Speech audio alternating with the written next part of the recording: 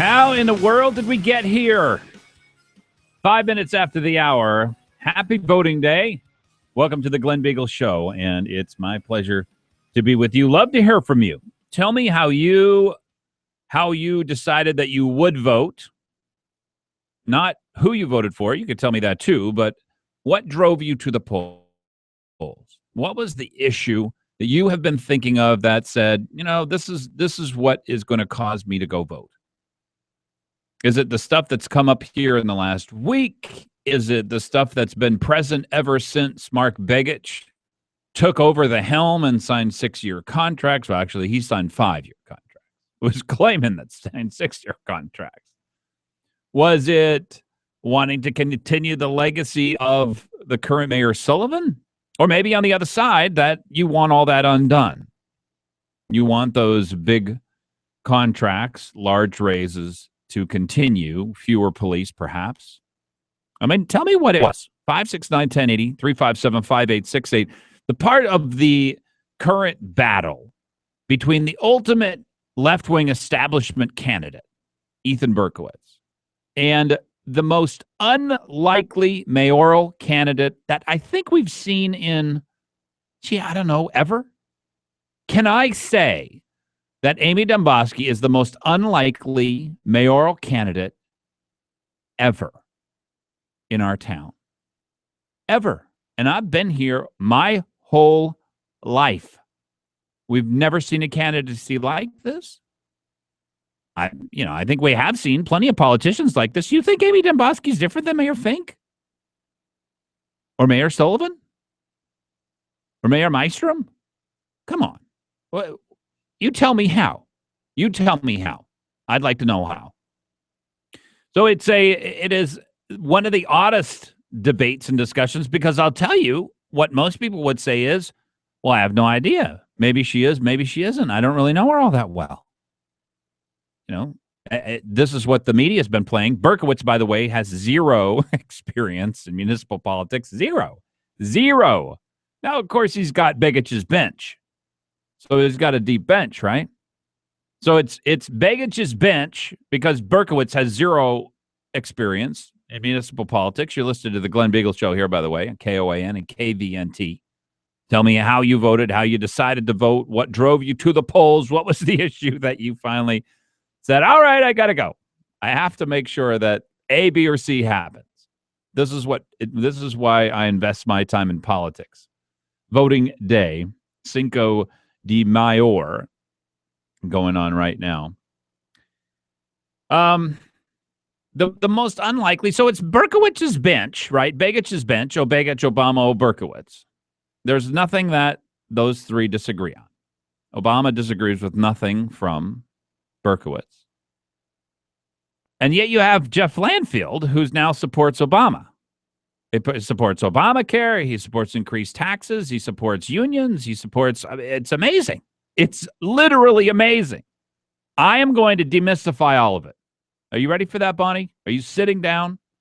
Bonnie Cameron here in studio with me. I am going to demystify this, the most amazing, the most unprecedented, the strangest election we have ever seen in the history of the city of Anchorage.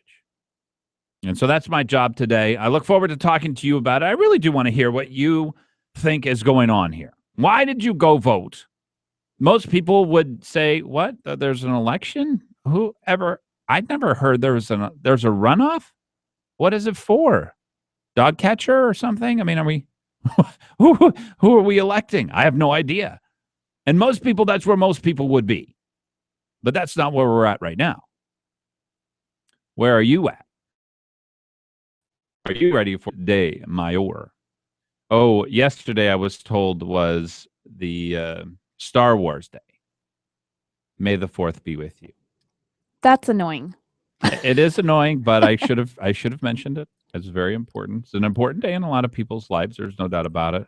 That's like the Pi Day. I just don't get it. What's Are we pie? that bored? What's the pie? March 14th. Oh, March 14th. Yeah. Did you know that I know pi out to 18 digits? I can imagine that you do. That actually does not surprise which me. which is probably not even impressive to a lot of people. I mean, if you really tried, you probably could learn pi out to 100, What is it? 150 digits. 3.1415926538 or 8979323884. Wow. Yeah, so that's what pi I'm is. officially impressed. I don't remember. That's 16 or 18 digits. You could have really just jumbled up those numbers and I wouldn't have known the difference though. I knew the first three. Yeah, that's right. Yeah, demystifying the strangest of all elections. A lot of things have come clear. And the one thing that I wanted to start with was who are not the swing votes. This is an election, first of all, which is the oddest of elections because it's the establishment is the one that's uncomfortable. The business community almost always gets their way. They almost always, this is the candidate we like. We love Mark Begich. Well, they found out that they hated Mark Begich after he got in. But they loved Mark Begich before he was in. They were comfortable with him. So I think they kind of learned their lesson.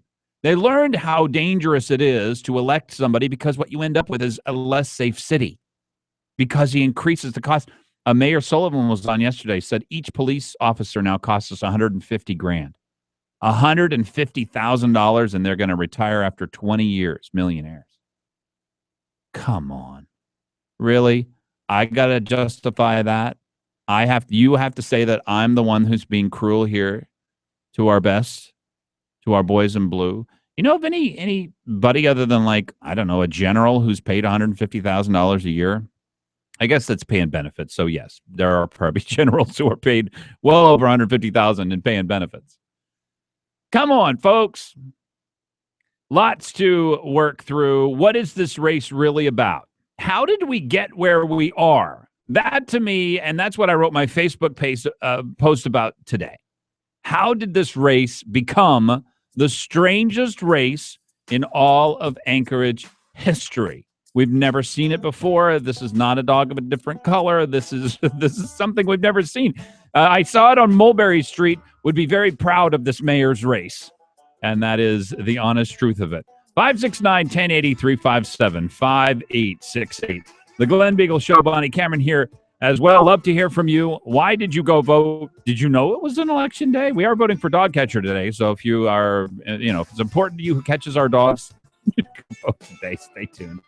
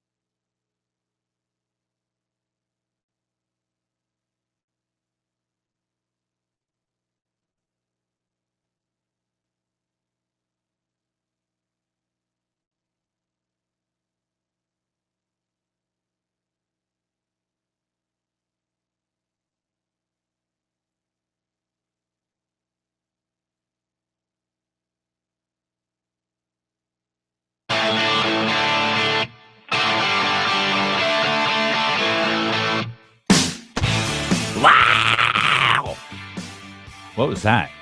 It was like somebody stepped on a cat or squished a mouse or something horrible. Yeah. Those are my rocker days. There you go. I never really had rocker days, but if I did have them. You had the hair for rocker days, I'll bet. Well, I had swimmer's hair. Oh. Which meant basically I had something like a green afro. Oh. Yeah. You didn't wear a cap? No, you can't wear a cap. I'm a man. Oh. I am male. Okay? Doesn't Michael, what's his name? Oh, all those guys have to do that. They're looking to shave off hundredths of a second. That's I'm just true. looking to, all I wanted to do was look good. All right? Can't be wearing a cap if all you want to do is look good.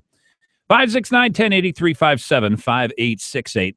Glen Biegel Show here on KOAN and KVNT.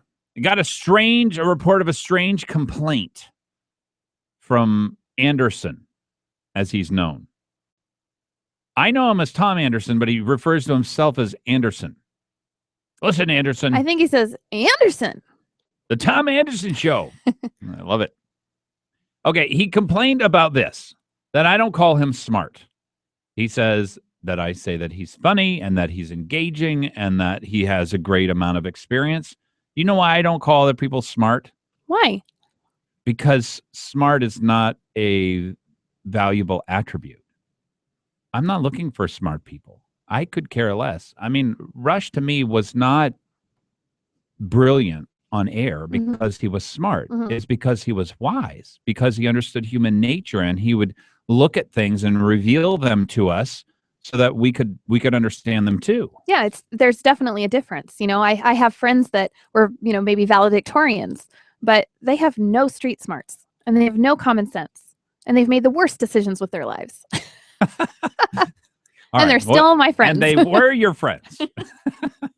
So I don't call people smart because I don't value that as the primary attribute of things. I mean, he's a lawyer. I'm sure he's smart. I have no doubt about it. He's got this fantastic memory of which I have zero. So it isn't because I don't think that he's smart. It's that I don't call anybody smart. And I always cringe whenever they say that I'm smart. I mean, what good does that do? Ethan Berkowitz is fabulously bright. I mean, what difference did it make? I'm sure Obama, his protege, is brilliant as well. Who cares? I don't know. Did you say that to him? No, I didn't say that. I'm saying it to him now. Okay. Yeah, it's like Tom Anderson. It's like Anderson is right there. Anderson, listen to me. I don't tell people that you're smart because what difference does it make? I'm sure you're smart. A lot of smart people out there. But he's got a great, okay, so now I have to call him smart. Just say he's wise. But is he wise? I don't know. I think, look, he's got that's where I bring experience in. Because for me, understanding that the world is somewhat of a complicated place and that, we've got to find our way in it. And we there's always a point to be made. I always appreciated that he goes through an extraordinary amount of effort to do his show. He does a good show. And he doesn't write off anybody's comment. He's always out looking for information and how to weigh it. So I like all those things about it. So I think, do I have to call him smart? Is that basically what he's telling me? I don't think if someone says, you're not calling me smart, then you should be expected to say you're smart because then it doesn't mean anything. Well, this is what Dan always said. Smartest man on the planet. Smartest man alive. Something like that. He called you Glen Legal Biegel. That actually was Steeren who started that. Really? Yeah. And that's what made me think you're a lawyer. I was filling in for Dan on several occasions, and then Steeren starts calling up, and he starts calling me that name, Legal Biegel. And but no, Dan goes way further. Dan Fagan, who was on the program just yesterday, and he starts talking about the smartest man in the world. That, first of all, it's not even close to being true. Secondly, most smart people are completely incompatible with being a good advisor, And that obviously means more to you. Yeah. Well, I think so. I mean, I think having somebody who has enough life experience to be able to say, well, what would you say to your child in this situation? That's valuable. You've done that for me millions of times. I come in going, my 14-year-old this or that. It is difficult, and to weigh things, the differences between boys and girls, all different kinds of things. So anyway, but that's a little aside. What are we covering today? Something very important. we have the oddest of elections. I would venture to say, and as I'd lay out how strange, how weird, how odd, how unprecedented this election is, I think you'll agree with me. We've never seen an election like this. Most elections are normal. It's Wirtz versus Begich. Pretty simple. And even though Wirtz might have run against 20 or 30 people before he got through the primary and then he beats Begich, right, in the runoff, that's normal. Everybody knew who George Wirtz was. He was, an elderly white guy who'd been around in politics for a long, long period of time. He was somewhat establishment or whatever. Everybody knew him. Businesses understood him, and all of that. Then you get, in the next election, what did we have? We had another somewhat standard, although tragic, conservative firing squad, circular firing squad. This is what regularly happens. If you didn't know this is how Begich actually got elected. So Wirtz was running for re-election, and you had Maestrom come in. For some reason, he hated Wirtz, hated him. So he spent $250,000 trashing George Wirtz, who, look, he wasn't as conservative as I wanted to be. He was a conservative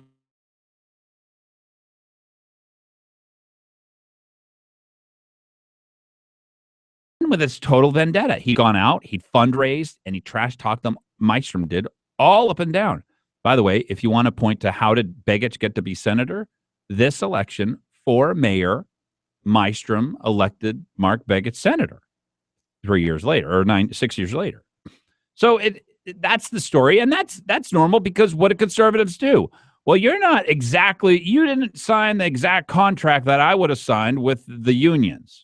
You're being too nice to them, so I'm going to trash talk you, and then I'm going to elect Mark Begich. Mark Begich got elected the first time by 13 votes.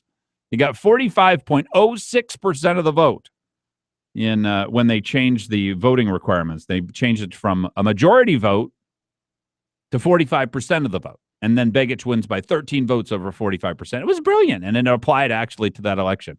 An amazing accomplishment by the left. So that is even more normal, because that's the circular firing squad that conservatives, moderates, common sense independents. I mean, nobody would call Maestrom the most conservative person on the planet, but he was a fair conservative. Now you get to this election. Dan Coffey starts running for mayor 18 months before the election happens. Why? This is the most important. How we got here is defined by this big question. Huge question. It's like, I don't know, are you pregnant? I mean, this is the question everybody wants to know. Are you pregnant or are you just fat? Okay. That was me. But I mean, this is the whole point. How did we get here? We got here because a very well-known establishment person, Dan Coffey, very well off. He's a multi-millionaire. Everybody knows him. And most people knew after he started running, particularly, that he couldn't possibly win, and that the left was just absolutely slavering, waiting for him to get through so that you think that it's been cruel to Amy Dombosky. And I'm serious about this. Yes, she did. All of us have done things when we're 19 that we're not proud of. Is anybody confused on that, by the way, Bonnie? And it's totally irrelevant, by the way, what you did when you were 19 to what you and who you are now that you're 38 and you want to be mayor. So here's the problem. Dan Coffey runs for this office. He fundraises, gets hundreds of thousands of dollars. It freezes out every other establishment candidate. Nobody can get any air. There's no fundraising money left. You don't want to go up against Dan Coffey because you don't want to talk ill about him. You just can't. No one else can run except an outsider. Dan Coffey spent $350,000 running for mayor in 18 months, and he got 14.5% of the vote. And about 15 to 20,000 people didn't even go vote for mayor. Now, I do think that they're going to go vote now. Do you know why I think that, Bonnie? Did you hear the numbers for how many early votes there were? It's like triple or It's 3,000 more or something like that. You know who they are? They're not conservatives. These are the people who wanted to vote in the election, but they didn't want to vote for Dan Coffey, and they had no idea what to do other than that. So now they know. Now they know. Now they know. It's true. I mean, this is the way. It's the funniest thing. And this is why this election was so hard for people to figure out. Because you had all the establishment folks. They knew Dan Coffey couldn't win.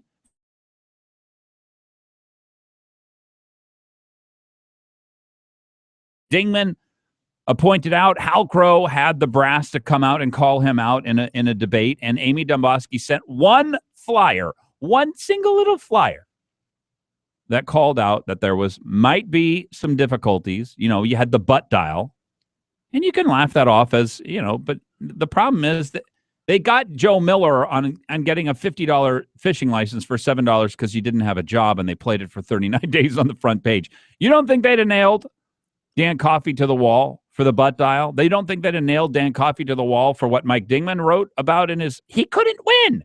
So this is the problem. The establishment folks, who all think as one group, just like the left does. Okay, who's the best person we've got? Who's going to be able to raise the most money? Because money talks, right? Money talks. Money talks because that gets you people to work on your campaign. That helps you hire, quote, volunteers.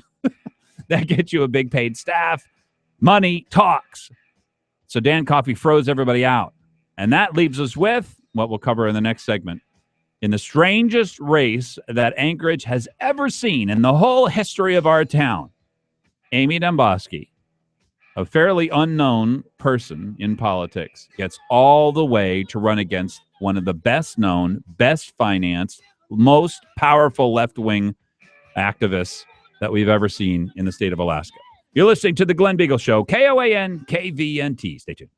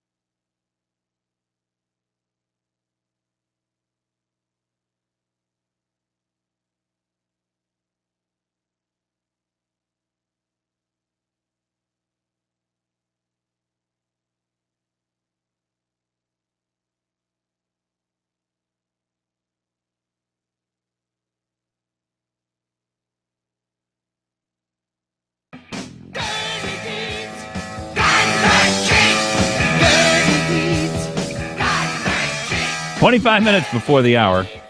Glen Biegel here on KOAN and KVNT, 569-1080-357-5868. Cinco de Mayo going on today. It's voting day. The Obama acolyte, the lover of Obamacare, the father of future taxes. And you think about all these things that Ethan Berkowitz, a sales tax, state sales tax, state income tax, a PFD cap. This guy, he was a prime mover for all of the things that ever happened in the legislature that conservatives had to fight against, conservatives had to stop. And for some reason, there are people who have always called themselves conservatives, Landfield, Dingman. I don't know that Dingman calls himself a conservative. Landfield calls himself a libertarian, which he intends to mean that he's more conservative than your average conservative. And here they are, they're going to vote for Berkowitz. I have reasons for that, and I think that it's part of what makes this the oddest election in the history of our city. And that's what I'm laying out today. Why are you voting? What are you voting for? What caused you to go to the polls? Give me a call, 569-1080-357-5868. Our sponsor for this hour of the Glen Biegel Show is Alaska's premier independent Subaru service center. I will let you know what each of those mean. Alaska, yes, they've been operating here in Alaska for decades. Premier, they are the best. They only deal with Subarus. That's what's amazing about them. Even the dealership has to deal with Fords and Chevys and Plymouths and all kinds of other things. Their mechanics have to know all kinds of things that the people at Alaska's premier independent Subaru service center does not. They are independent. They do not sell Subarus, but they do service them. And they only deal with Subarus once again. ASE certified technicians, the best warranty in the business. Oh, yes, it's true. You've never heard this before. If you've never heard it before, you'll be shocked. 36-month, 36,000-mile in-house warranty. That is the best in town. That's on both parts and labor. It's an amazing shop. It's A&A The Shop, 562-3919, 562-3919, and out in Eagle River at 696-2096. Yes, they can take you to work. Yes, they can work on your Subaru and get you there and get you back so that it makes it easy for you, the hour sponsor for this hour of the program. All right, lots to discuss here. Let me go to Amy. Amy, welcome to the Glen Biegel Show. Is this Amy Demboski? It is she. Hey, Glenn. How are you doing, boy? What a rough and tumble. You know, look, I just want to say right off the bat, that the assault on you, on your family, on something you did when you were 19 by a bunch of really horrible, evil people, if you survive this politically, there's no limit to where you're going to go because the left has thrown everything that they have at you. Well, they have, and it goes to show their desperation. I mean, yes, the fact was I joined the military when I was 18. Yes, I got married when I was 19. Yes, afterwards, I had a baby, and yes, I was divorced. The fact of the matter is there's never been a 19-year-old that I've met that was perfect. And if that's all they got, it's pretty sad. Well, it doesn't just shows their desperation. It shows their heart, right? And it shows their character. And to me, all of us have done things. We're 19 years old. We hardly know who we are. We certainly don't know who we are, and we don't know who we're going to become. You have become, to me, the best, most wisest, the most clear-headed voice for limited government and purposeful government on the assembly. And that's what I always thought this race was going to be about. Boy, has it ever taken a turn for the odd.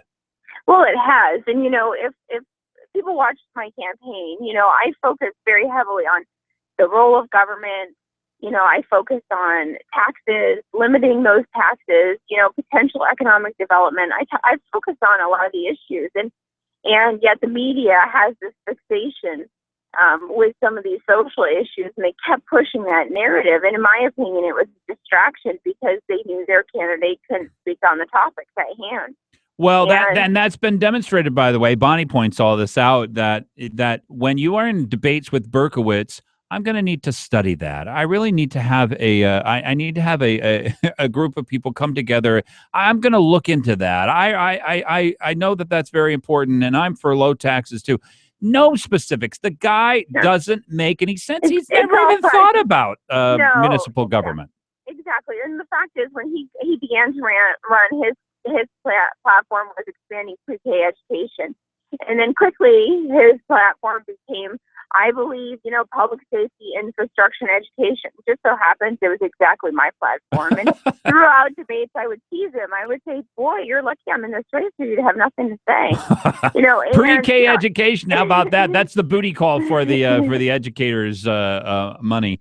Tell me about how this race is shaping up. I mean, I think there's a lot of interest in this race. And even though it's from a very side issue, people, hopefully, as they go to the polls, are thinking about what is the future? How do I make this $100 million decision, which is the difference between how much Begich cost us as a taxpayer and how much the next mayor cost us, Sullivan cost us as a taxpayer? Well, it is a big decision. And I think in the last 3 debates he and I had, I started to highlight specifically, he can't say he's going to lower taxes when, in fact, I am convinced he would support the tax hike that the Liberal Assembly tried to pass last week. And he would never answer the question. Well, he supported every other tax hike. Bonnie was going through the list. Joe Miller was going through the list just before this show. From the income tax, sales taxes, capping the permanent fund, there's a lot of things that he's on the record. How come these things have never come up, by the way? I would think that if it was a conservative or anybody else running against the leftists, that they would have come up all the time. Oh, there's no question. I mean, we couldn't even get the media to ask him a direct question. Did you or did you not make these certain comments? That's right. And then they wanted to blame him on you and how outrageous the comments really were. You're like, yeah, well, they seem outrageous to me. Why don't you go ask him whether or not it's true?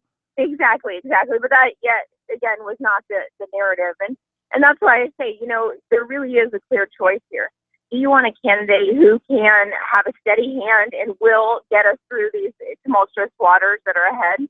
Or do you want someone just like Begich who's going to grow the size of government, increase your property taxes, and spend and spend and spend? 50% increase in property taxes in 6 short years under Mayor Begich. Well, in the Board of Realtors debate, he said it himself. He made it very clear that we need to borrow more money. We need to borrow more. We have a great bond rating. We need to borrow more. Money is cheap. That's what he said. Wow. And it highlights the difference. And that's why I say to people, this is so crucial that people get out and vote. You want to talk about voting with your pocketbook. I mean, for every single taxpayer in the municipality of Anchorage, you have 2 choices. You have a choice that's going to basically be a steady hand at the wheel and build on the good things that Mayor Sullivan has done, or you're going to have someone who's going to bring us right back to the Begich era. We have a Liberal Assembly right now. We cannot afford a Liberal mayor, too. Yeah, that's a great point. Amy, where are you going to spend your time between now and the end of this election? I would guess we're going to polls close at 8. Is that right? Yep, polls close at 8. So right now I am just about to do Seward and Northern Lights. I'm going to be sign waving. Okay. And after that, starting about 7 o'clock, we are going to be at campaign headquarters. So campaign supporters, friends, family, you all are welcome to come down. I have specifically said the dispatch news is not invited, but other than that, the rest are more than welcome. I just want an opportunity to thank the many, many volunteers and friends and supporters, those who have sent me, Facebook messages to say, hey, we're with you. It's our opportunity as a family to say thank you. And no matter the outcome, I think it's going to be close, but no matter the outcome, it's important for me to be able to say that, because this has been one heck of a race, and I'm very proud of the race we've run, and we've gone very, very far, and this is an opportunity for us as a city to move forward, and this will define the next 3 years, and we're just grateful to have been part of it. And we're looking for a victory tonight. Hey, and I think, look, this election is going to depend on turnout. I wanted to ask you 2 questions. One about Uber, but the first, before I get that, what do you make of the 11,000 who already voted in this race? It's a striking number. I think it's fantastic. We say that high turnout number, it obviously shows that there is a base that's energized. And if that's the case, and it translates into higher turnout today as well, I think that bodes well for conservatives. I completely agree. Conservatives, common sense independents, libertarians, establishment folks, They all know who Ethan Berkowitz is, I think. So as long as enough people go to vote, you have a great chance. Oh, I think so, absolutely. And when you look at that and you say, okay, are Alaskans really engaged? We'll see. If we have a high voter turnout, I truly believe we're going to win. So that's the key. But I've been asking everybody, even up until right now, please get out and vote. And if you haven't done so, pick up the phone. Yeah, it's the perfect time. And call your friends and family and say, listen, this isn't just about the city of Anchorage. This is about the state of Alaska. This is about the future. This is about the second most powerful elective office in the state of Alaska, and largely will determine, especially with Walker as governor, will largely determine the direction of the state. Absolutely, and I've been saying it all along, and frankly, we can't afford another baggage. Yeah, that's right. And hey, Amy, I've got one last question for you about Uber. Berkowitz has mimicked exactly what Coffey said when he came out and essentially said we don't want Uber in this town. And that is, it's not up to people to decide whether or not they want to form a contract with somebody to deliver them to another place in town. It's up for the assembly to set a whole bunch of rules that you are not smart enough to figure this out on your own. Is Berkowitz really against Uber? I don't know. He's kind of played both sides on this one, so I'm not sure where he falls. Well, he said they have to apply all the rules that apply to the taxi companies. Why would anybody come to a place where this is about two people forming a contract in order to get you delivered one place to another, not about the assembly? And it's clear to me. I mean, I've been a staunch supporter of Uber because I believe in competition and I believe in free markets. So I think there's a lot at stake in this election, and I don't think it's just Uber. All right. Well, good luck. Amy's out there sign waving. Ken, Karen, hold on. We'll be right to you. The Glen Biegel Show on KOAN and KVNT 569-1080.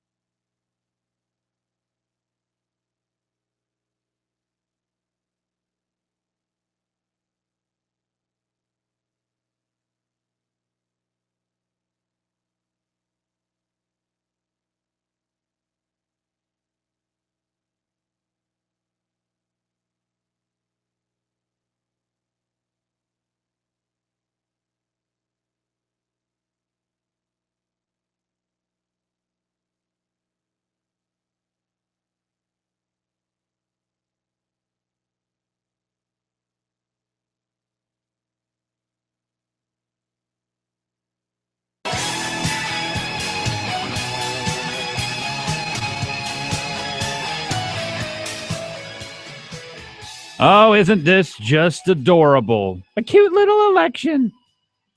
It's going on today. Cinco de Mayo. It is true. The Glen Biegel Show here on KOAN and KVNT. The best in talk with Tom Anderson. Tom Anderson on in the morning. Joe Miller is on just before this program.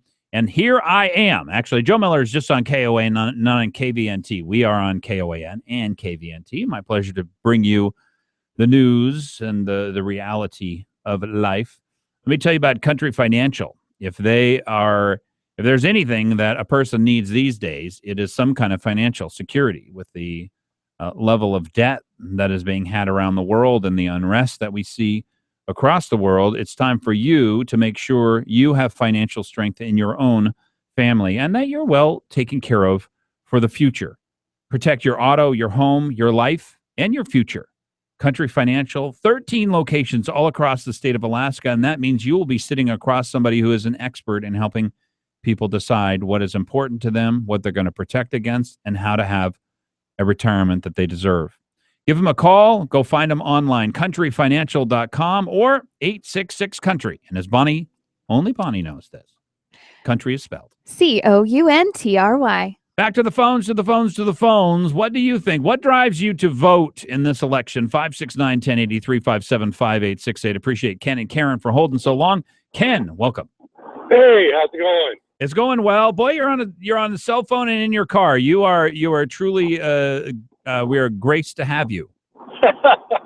Well, I just got to watch the traffic while I talk. All right. Anyway, I just voted for Amy, and what drove me to vote is I'm looking at the future of my adopted home, Alaska, and specifically Anchorage, and I'm worried about it financially. And I think Amy is probably going to be the fiscal conservative that'll try to shrink government. What do you mean? You didn't believe Ethan? Ethan went out and said, I will not raise taxes unless I really, really have to. That just didn't ring true to me. That was exactly his thoughts when he voted for an increased income tax and an increased sales tax and for rating the permanent fund and capping the permanent fund. Ken, don't you believe it for 5 seconds? I didn't. I looked at it as this is a politician telling me what he thinks I want to hear, so I'll vote for it. While telling everybody else, I'm going to spend money on this, I'm going to increase this program, I'm going to create a new program here, I'm going to spend money on this, that, the other thing. Everybody can have everything, but I'm going to be really fiscally responsible. Right, and where's all that money coming from? Your paycheck, baby. Yeah, but the money we don't have now. Yeah, that's going to pay for all this stuff. Well, he doesn't. Here's what he doesn't realize. Hey, Ken, I appreciate the call. Thanks so much. What Ethan Berkowitz does not realize is that you and I did not receive pay increases over the last 10 years. We got about 15 to 20% of a pay increase over the last 10 years, and he has no clue because his friends are all in the unions. Teachers over the last 10 years got a 70 to 80% pay increase. We were like, what are you talking about? 70 to 80%. Whoever even heard of that? That's crazy. Well, that's why Ethan Berkowitz doesn't understand that another $100 million, and this is a $100 million decision. We just got that number from Mayor Dan Sullivan. Begich increased the cost of the city $150 million. He increased over 6 years. He increased the cost of the city $50 million over 6 years. It's a $100 million decision, and it's a big deal. Hope you go vote. Cinco de Mayo. Let me go to Karen. Karen, welcome to the Glen Biegel Show, KOAN and KVNT. Thanks for holding so long. No problem. Welcome back, Glenn. Oh, yes. Well, I can't stay away. This is so much fun. I mean, to actually have a chance in this election against one of the world's best spoken, most clear-headed left-wingers, and have a real conservative up against him, it's a shock. Well, it's a clear line. The line is drawn in the sand. You're either going to vote very liberal or very conservative. I listened to part of your show yesterday, and I really enjoyed listening to Mayor Dan Sullivan and all those numbers. If I had a paper and pencil, I would have written some of that down. But he really went over those numbers very carefully, and I found it very educational. Yeah. Now, I haven't voted yet today, but of course I'm going out to vote for Amy. And for those of you that are sitting on the fence, although I find it hard that anybody could be. It's a pretty high fence. I mean, that's the thing. I mean, because you're way over there on the left. I don't think Amy's going to be any different than Mayor Sullivan, to be quite frank with you. So if you consider Mayor Sullivan to be, an extreme conservative, then I guess you'd say that. I didn't take him that way. Well, you could look, I have two things to say. One thing for people that, if they want to see how their taxes increase, go to the Muni and look up your tax records and you can look at past years and see how your property taxes have increased since Begich was in office. The second thing I would like to say is, I ask everybody this: how many of you in the municipality of Anchorage have had your assembly person come to your home, come to your neighbor's home on Saturday afternoons because you have an issue that you're struggling with, and she comes over to help you work through that issue and support you and fight for you? That is who Amy Demboski is.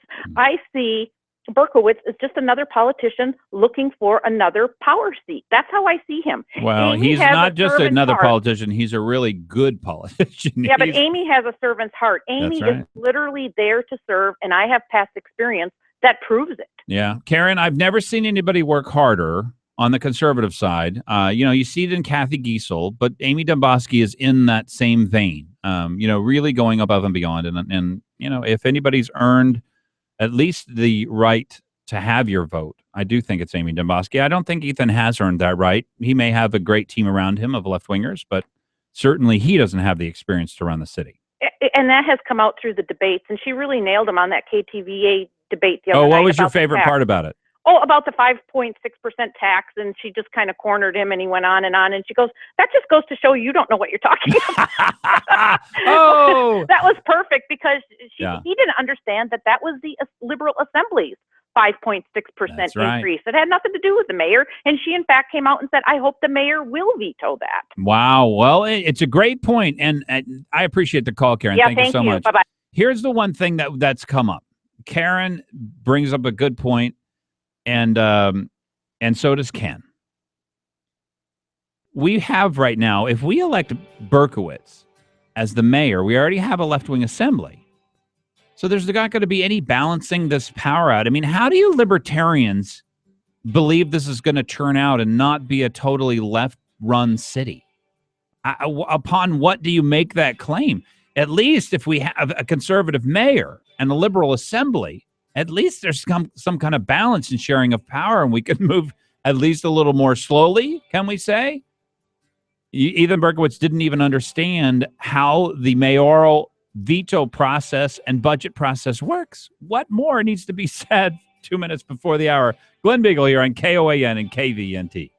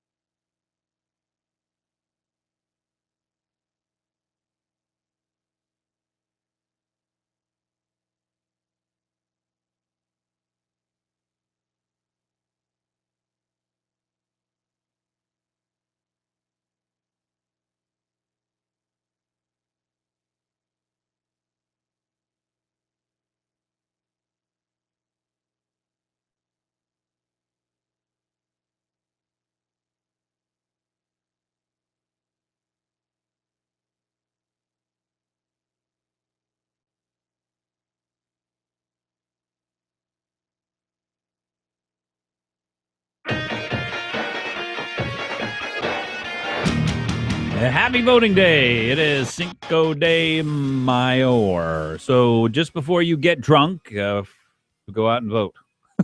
But don't, you see, you can vote and drive. You can vote and drink, but you can't drink and drive. So that's my suggestion. 5 minutes after the hour of the Glen Biegel Show here on KOAN and KVNT, 569-1080, 357-5868. If you went and voted, what drove you to the polls? What was the issue? How did you make your decision? A lot of distractions going on in this election for sure. And I'll cover a little bit more of why this is the oddest election cycle, in my opinion, in the history of our town. Never has there been an election like this. And you might be surprised as to why I believe that. Let me tell you about the hour sponsor for this hour of the program, Dr. Dan Kiley. I was there today. Bonnie, take a look at my teeth. See that? Isn't that fantastic? Yes. Beauties. Mm-hmm. Yeah, she said I had great gums. Oh, that's really good. Yeah. That's a good sign. You're a good flosser. That's right. And I'm very proud of that. I'm so proud of how I did. 5629209. The one person everyone needs in their life is a conservative dentist. Yes, he's conservative, but he also only does what's necessary, and he does it very well. That makes him doubly conservative. And if you go, you'll find out what's on the ceiling of a conservative dentistry. Dr. Dan Kiley, 5629209. To the phones. Love to hear from you as I wander through the oddest election cycle, in my opinion, in our city's history. Go to Doyle. Doyle, welcome to the Glen Biegel Show on KOAN and KVNT. Thanks for calling. Hey, Glenn. Hey, so I am a libertarian, so I don't like to be lumped in with Jeff Landfill. Well, it seems like Kara Clift, who ran for governor, she's just a flat-out left-winger. Turns out Jeff Landfill is a left-winger, too, a Berkowitz supporter. What's the deal? Tell me about libertarianism. Well, I mean, I don't know what it means to anyone else, but I'm for small, efficient government, and I believe people make their own best decisions as far as education, taxes. You know, you should pay for the services that you want, and the government doesn't usually give you the most efficient services. Doyle, that's always what I've always thought a libertarian was. And I know that the left wing is sort of trying to, just like they're trying to take over churches, they're trying to take over libertarianism. And so it's morphed quite dramatically. But I've always been surprised. I agree with you, though. This is why I am conservative-leaning libertarian. Yeah, and so as far as the pot issue, like when people say, "Oh, well, I'm a libertarian, I'm for all these social issues." Well, I don't believe that pot should be illegal, but I believe that a community has the right to make it illegal. Okay. Well, look, on our community decided we would make it legal, and that's what it is. And we're gonna deal with what comes from that, and I'm sure that we'll have reasonable, regulations and restrictions on it for whatever it happens. Yeah, and I don't think that's the defining principle. That's what cracks me up is all these people say, "Oh, well, I'm libertarian because I was for the pot or whatever." Oh, that's not the defining issue. That's like saying because you're against abortion, you're a Republican, or because you're for abortion, you're a Democrat. That's not the case. Yeah, that's certainly not the case for Republicans. There are a lot of pro-choice Republicans, for sure. But I just wanted to say also, I voted for Amy. Of course, I waited till today. Okay, good. But your vote will be counted early or swiftly. You gave her $500? I did because I felt like actually it was on your show that the gal from the Mud Flats and Jeannie Devon. And could you hear the evil seeping out of your speaker, by the way, as she talked? They're talking about a 19-year-old girl, something she did 20 years ago before she'd formed all of who she was. And to me, it's very important, Doyle, and it sounds like I was right on this because it was just a guess on my part, that when you hear the left talk about what they truly believe and what they think is on or off topic, that you just get the sense that they're dirty, that there's something wrong with them, and that you have to fight against them so that they don't take over and they don't help Berkowitz win the mayorship. Well, I just personally feel like that, they were out to smear her no matter what. And my personal opinion is all politics is local, and it bleeds into the federal level. And quite honestly, who cares what Amy did when she was a kid? I don't care what she did 5 years ago, as long as she wasn't doing something illegal. And I felt the same way with, they picked on Sarah Palin's kids. Yes. Oh, that was so awful. Conservative. Yeah. And yet, they stayed away from Obama. Right. And anytime anybody brought up his daughters, boy, were they ever savaged in the press, and immediately. Yeah, and so, there's like this huge double standard, and I feel like, quite honestly, it is a war on women, and the left wages it every single day because they want to keep women in their place. Doyle, thanks for the call. There's no doubt about it here that this was a war on Amy Demboski. You have not seen coverage like this. I guarantee you that for somebody who has the level of knowledge and understanding and the credentials that Amy has, 10 times what Ethan Berkowitz has at the municipal level. Please, he never even attended an assembly meeting. He never even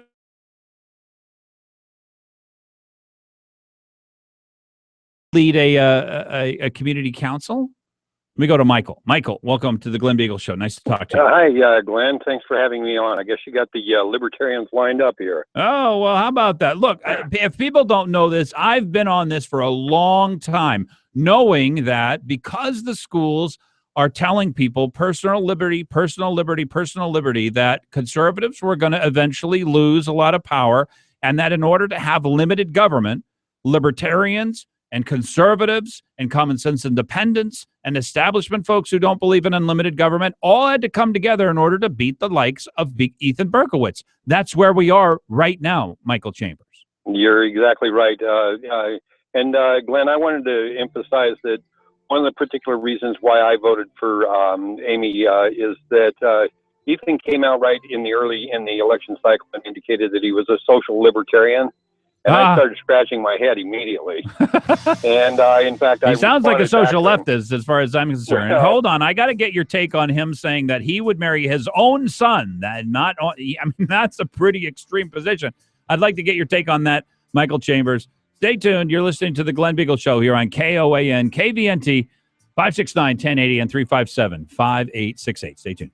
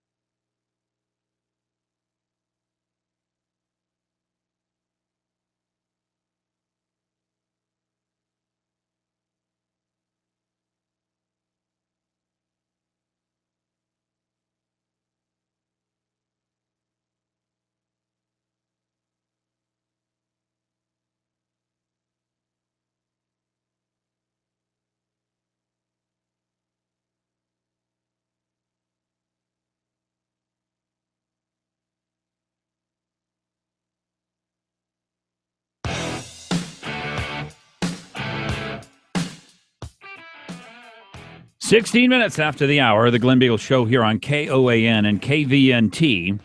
Well, this might be a day for you to write down in history. The oddest election, in my opinion, in the history of the state, where the establishment folks are trying to figure out whether or not they're comfortable with the more conservative candidate. And to me, that has essentially never happened. This is a unique situation. The establishment folks in the Republican Party have always been more comfortable with the conservative candidate. And so I find it fascinating. I think they have come around. I mean, all of the leadership of the Republicans now have come out. Randy Riedrich, just all of them. And so they've come around. And I find it interesting to weed through and walk through who is voting for who. So we got Michael Chambers, who's head of the Michael Chambers, head of the Libertarian Party, and he's on with me. And then Jeff Landfield, who says he's more libertarian, and I'm bringing him on as well. So Michael Chambers, Jeff Landfield, you guys are on together. Welcome to the Glen Biegel Show. Nice to have you. Excellent. Thanks for having us. All right. So, Jeff, I pointed out that it sounded like long ago you gave a stream of talking points on behalf of Ethan Berkowitz and gave Amy Dombosky no credit. So I surmised that you were going to support Ethan Berkowitz. You called me up and told me you can't say I'm supporting Ethan Berkowitz, and then you came out in support of Ethan Berkowitz. Have I got any of that wrong? I want to say a few things. I've never, as you say, identified myself as a libertarian or claim to be. I mean, I definitely side with a lot of libertarian viewpoints, but I think your characterization of me as a left-winger is just way off base. All right, well, walk me through. Taxes, municipal contracts, school choice, the police situation, and bonding and special interests. Do you think that Ethan Berkowitz is going to be anything other than a left-winger on any of those issues?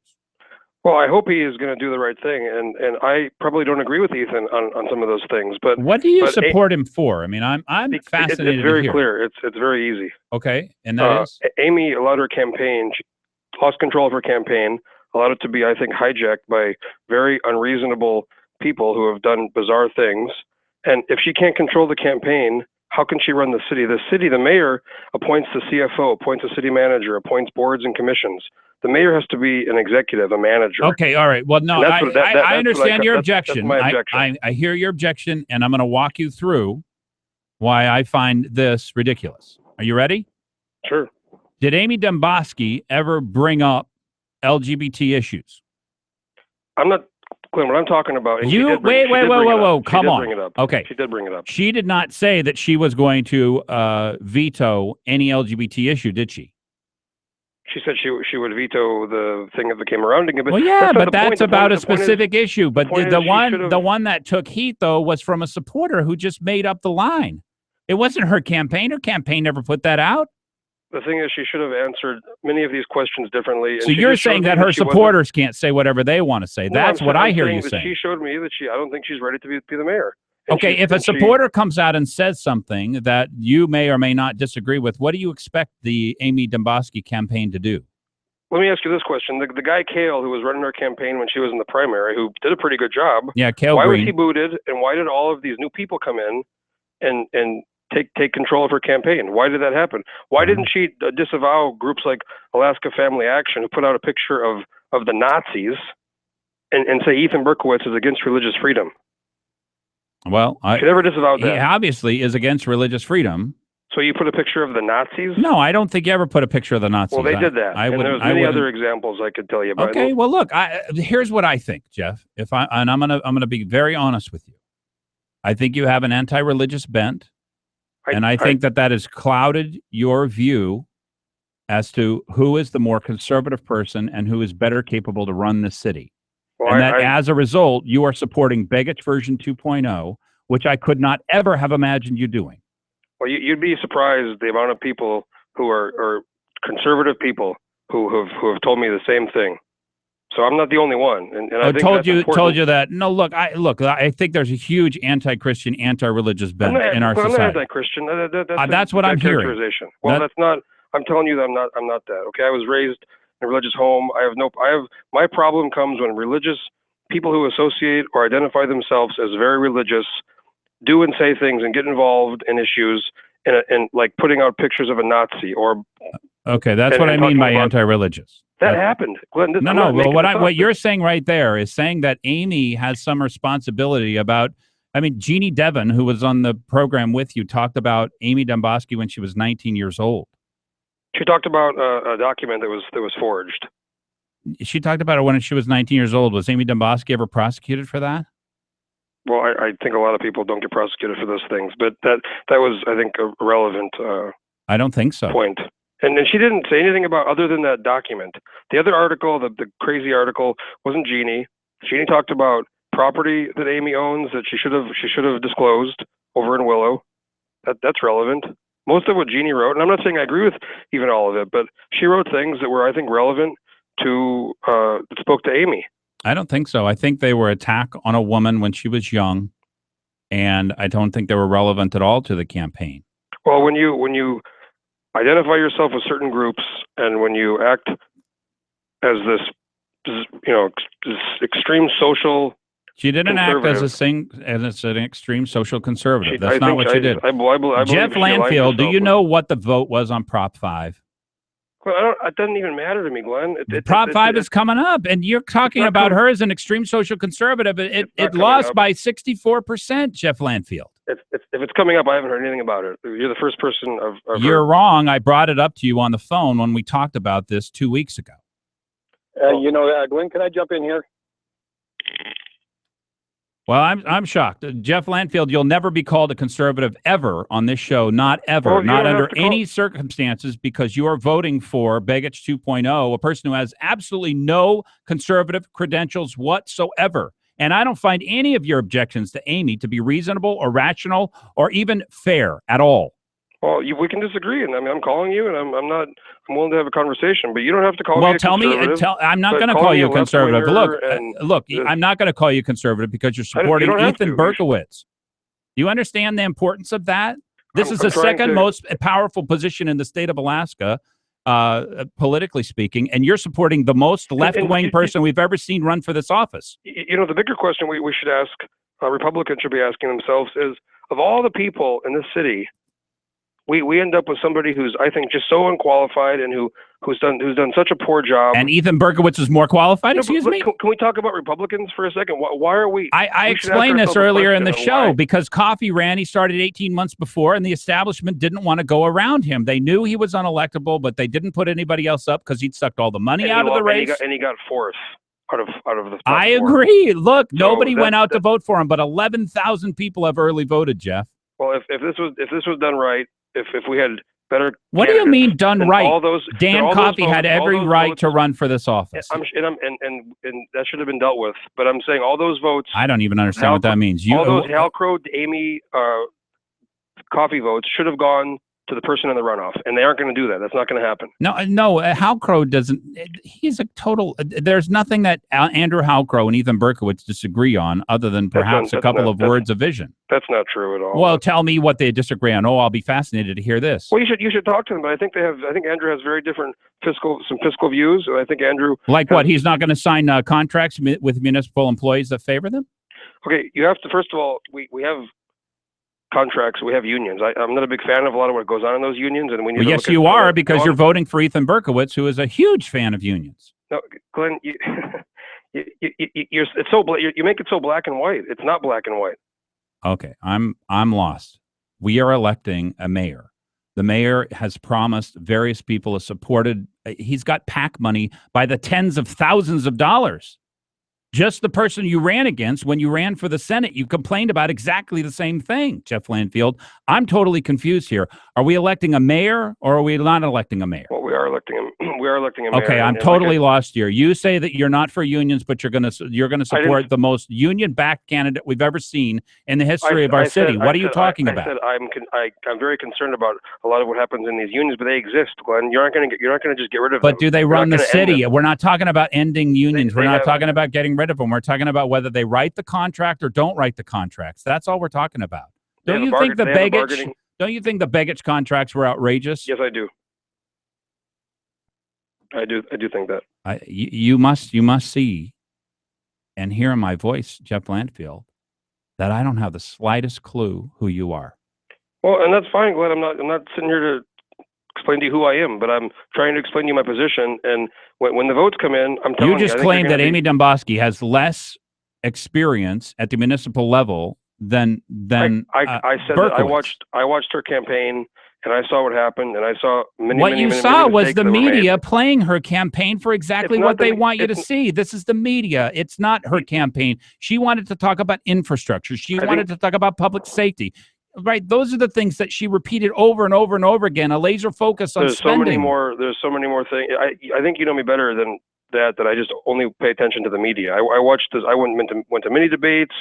And who do you think won every single one of them? I think she made several mistakes, many of them in a row. And those things told me that. What are the mistakes again? I mean, okay, go ahead. The way she handles herself on Casey's show when Casey was asking about this nonsense. Casey brought up the issue. And how do you handled think it poorly? Very. I'm really sorry that a person who is badgered on somebody else's show when that person's being, first of all, misled and their girlfriend is heading the freaking campaign. Are you kidding me? This is what you're going to hold her against? Jeff, you know you have no case. You swear to me that you don't have a case right now. I am calling you out. I am not going to call you conservative. You have to tell me you do not have a case. I'm trying to give a case, but you keep interrupting. Oh, my gosh. I did not interrupt you. I let you get your point out about the ridiculous accusation about Casey Reynolds. That was one of my points. That is outrageous. That is outrageous. I am disappointed. Jeff, I have to tell you, I'm very disappointed. I'm sorry to hear that, Glenn. Folks, this is not for games. This is not fun and games. This is a very serious race. It's a very serious question that we are trying to answer here. And I don't think people are taking it all that serious. 28 minutes after the hour.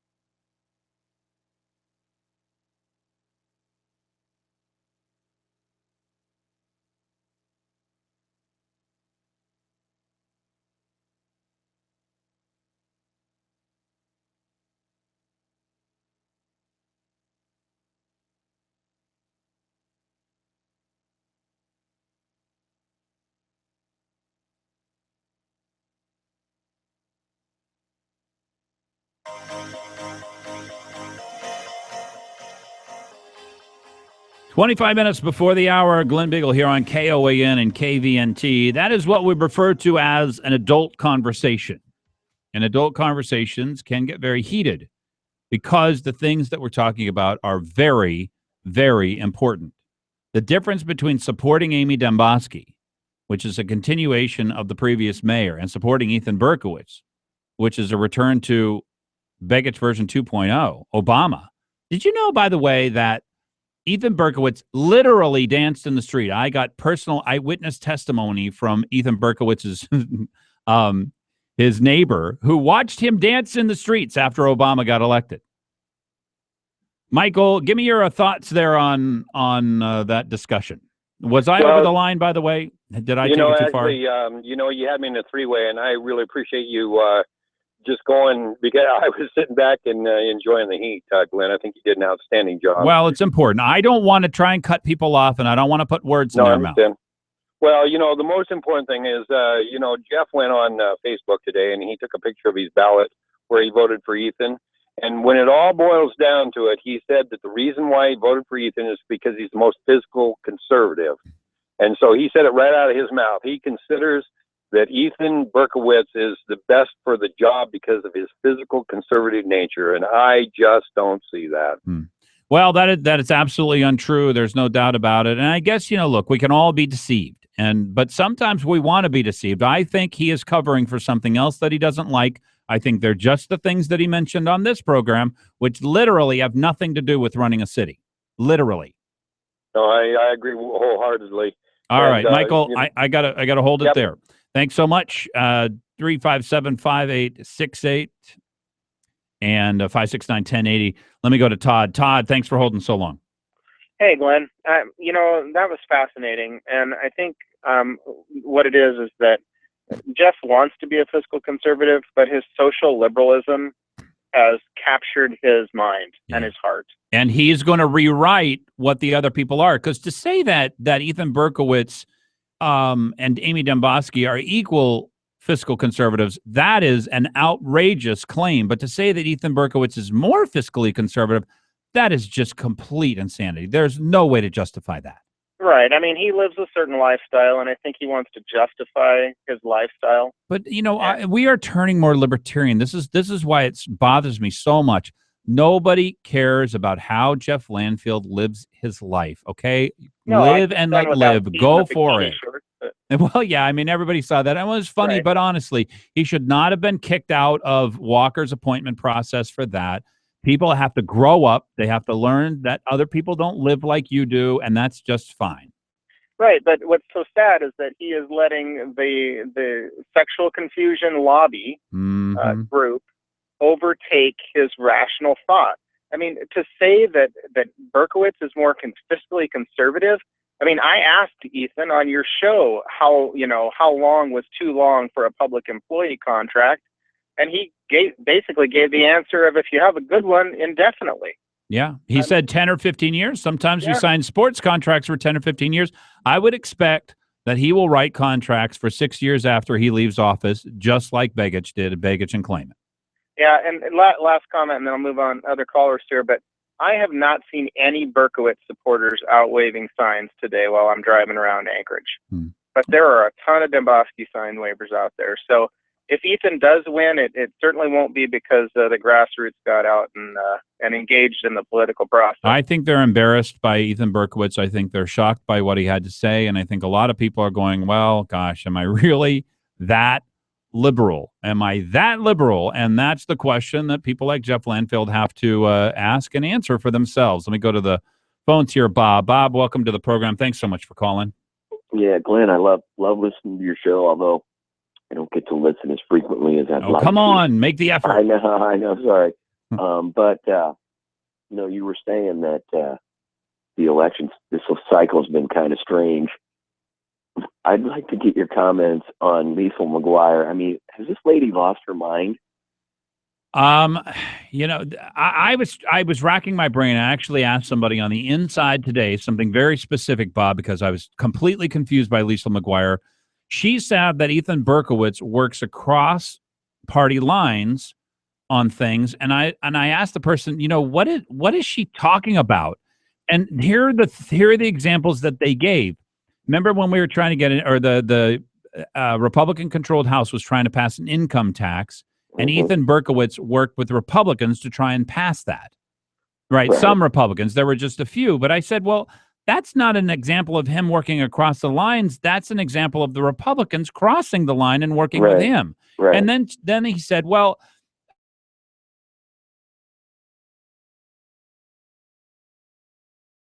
partnerships, Ethan Berkowitz has personally benefited from them because he ran the companies.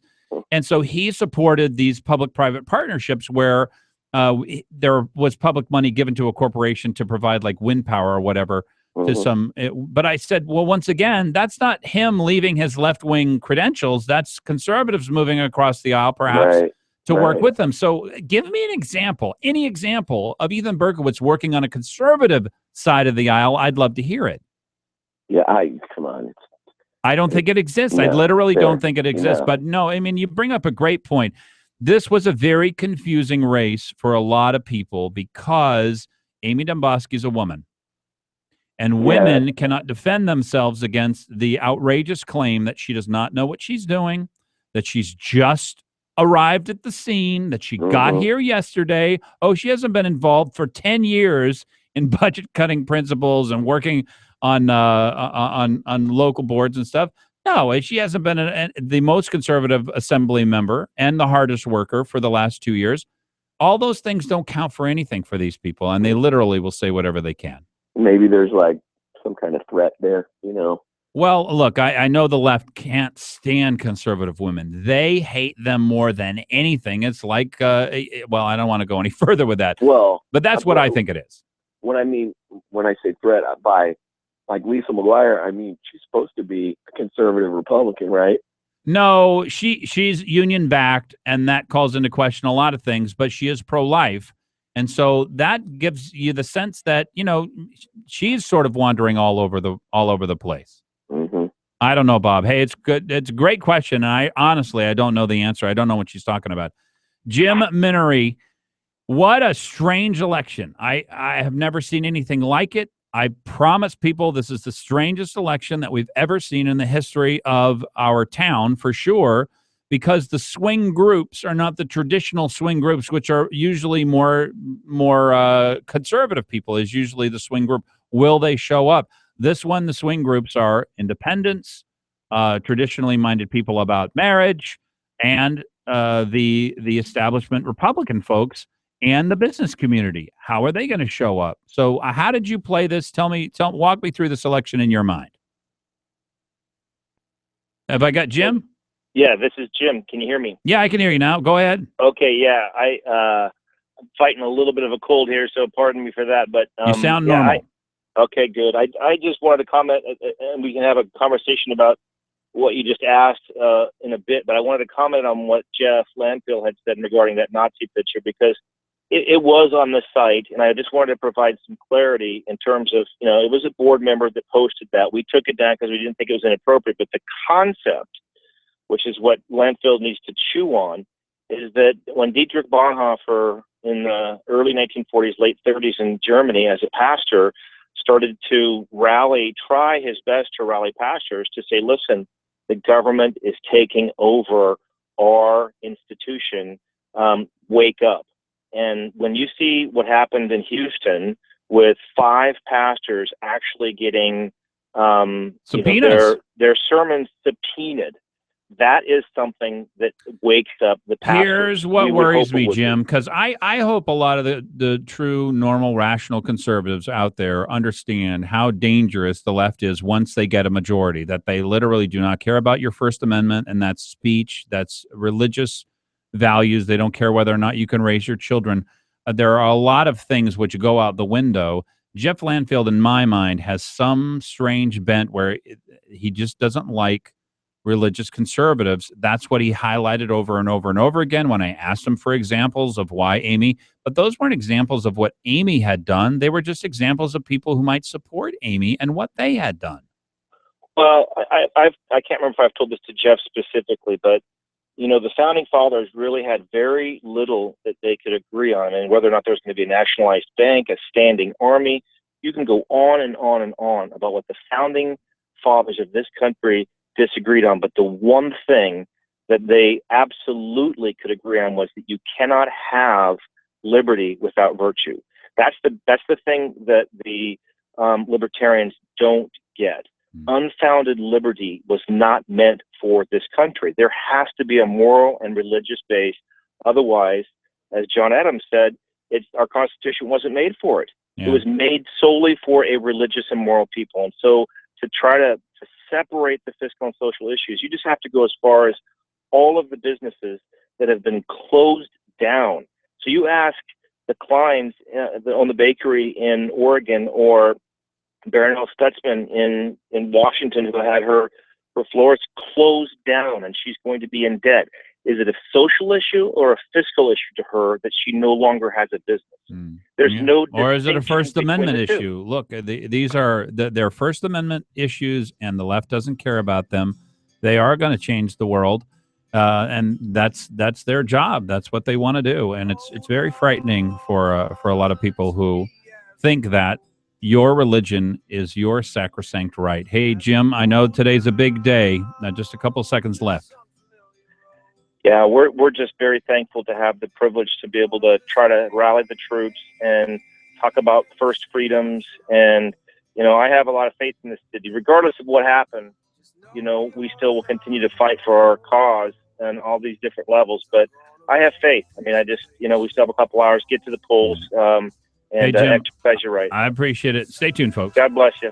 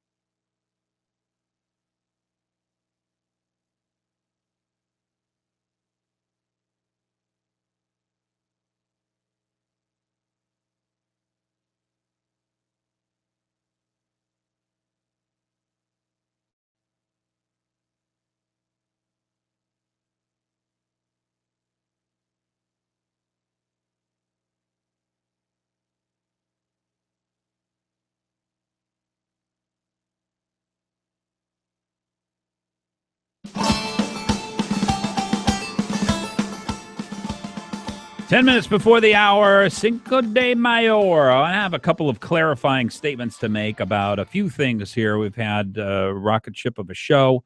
Hope you got a chance to tune in. This is the Glen Biegel Show on KOAN and KVNT. Era Roofing is there to make sure that your roof protects you for 20, 30, 50 years. That's right. The newest technologies they have can give you a 50-year warranty on your roof. How about having the best people in roofing in the state of Alaska, and one of the best companies in the state of Alaska install it for you? Frank, James, and Becky, 60 employees, 25 trucks, no job that they cannot do. 345-5555, your free re-roofing estimate, but a phone call away. 345-5555. I'm going to give my clarifications to a few things after I take Robert's call. Robert, welcome to the Glen Biegel Show. Thanks for holding. Hey, Glenn. Yeah, quickly, I just want to thank you for standing up for the truth and the average guy here, a citizen here, and our rights. Oh, you're going to make me blush. Don't do that. Amy's fighting besides her lying opponent. He's acting like a lawyer in a courtroom, lying his mouth off. I can't believe, by the way, that the Alaska Dispatch News is really going to roll over and take it. Oh, sure. Well, they're part of the problem. It's embarrassing, Robert. He directly lied to their paper. They have it on. He said that he would marry his own son, not a theoretical, gee, this or that kind of thing. He said he would marry his own son. But they're all covering up for him. And you don't see that on the right-wing talk shows or any kind of publications. They don't cover up for the people who make mistakes like that. They chastise them and tell them, you need to apologize or get out of your position, step down. But she's running against the media, against Ethan's campaign, and the city unions. We're paying these people to go against the people that are trying to do the best thing for the citizens. And then just because they're in the life safety business, they get to say, oh, well, we want to back this person here. You can't even say anything against us, because then you're saying we're not. No, that's the thing. They use a protected class of people, and usually with arguments we don't even understand. Look, we all want our police to be well paid. And that's just the union leadership. That's not the men in uniform. That's absolutely right. Union people. Yeah, Robert, I don't think I never heard a single thing that I thought was a legitimate disagreement with Amy Demboski from Jeff Landfield. Not one single thing. They were all claims about people who support her, and she's got no control over that. And Jeff Landfield had no answer when I came after him for it. Mm-hmm. Hey, well, I appreciate it, Robert. Thanks so much for the call. Well, look at this. We got a hometown celebrity, Anonymous. You are the guy who got the tape, and this was from the Bernadette and Berkowitz show. It was sometime in October 13th, I think, where the tape was made. How did you get the tape where Berkowitz came out and endorsed and a marriage between a father and a son and a mother and a daughter? Well, I was downloading the podcast and just happened to have it on my computer. Wow. I knew that I had some old podcasts, but until Bernadette put on that op-ed the date, I didn't know that I had the audio, and I went back and found the audio, and I'm like, wow. How fascinating. There you go. And now I don't know whether or not this will turn on it. And it certainly isn't about the issue, because this isn't the normal definition of incest, which is an underage person and a sexual relationship with a parent. That's not what Berkowitz is talking about. Berkowitz is talking about totally redefining marriage, not because it has any importance to society, but because now there are benefits to which you want to give your children, or you want to give somebody who you don't care about at all, other than you want to give these benefits. And this is the thing. Everybody was slamming Bernadette and Demboski. Yeah.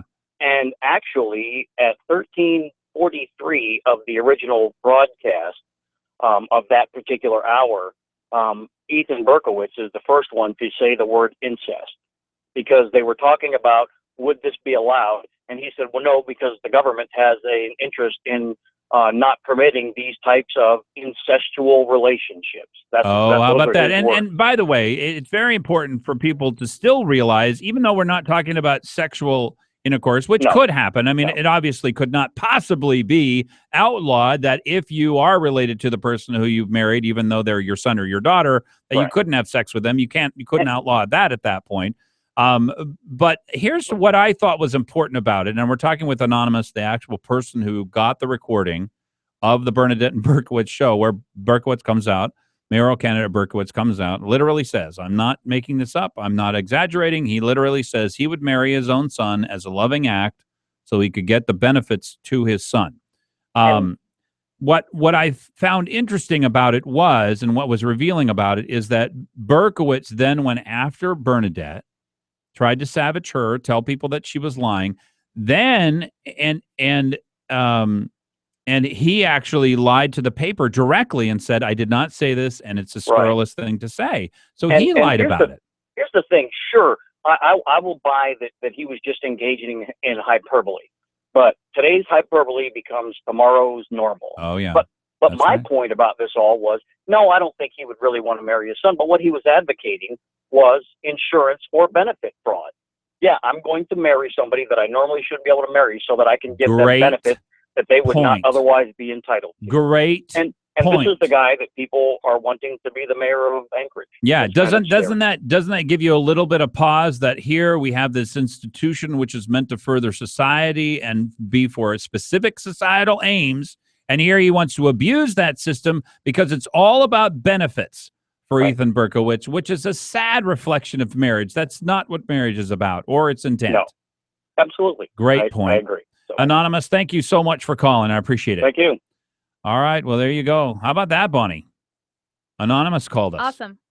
That's great. Thank you for that. Yeah, and thank you for that. And thanks for giving some clarifying points, because it appeared as though they were going to use this against Amy Domboski and Casey Reynolds, and even Jeff Landfield tried to use it against Amy Domboski again. And how outrageous that was. Richard, it's Cinco de Mayo. It's voting day. Welcome. Afternoon. I think it's time everybody go out and buy Saul Alinsky's Rules for Radicals and read it. The 10 rules buy the book. Read the book. Yeah, that you stop your opponents and how you do it. One of the key, I just started reading it, and one of the key issues in it is use their rules against them. They can't stand up to them. Absolutely right. Yeah. And this is what you notice how this is all kind of played out. Use their rules. They don't stand up very well against them. Richard, it's a great point, and it's very important for people to know and to realize how it is that these elections turn, sometimes on the smallest issue. A lot of times it's totally irrelevant. And if Anonymous, who was just on the program, hadn't given us that tape, think how different the conversation would be going right now. Get out and vote. Have a great time. And make sure to come back for the show again tomorrow. Listen to Tom Anderson in the morning. This is KOAN and KVNT, the Glen Biegel Show.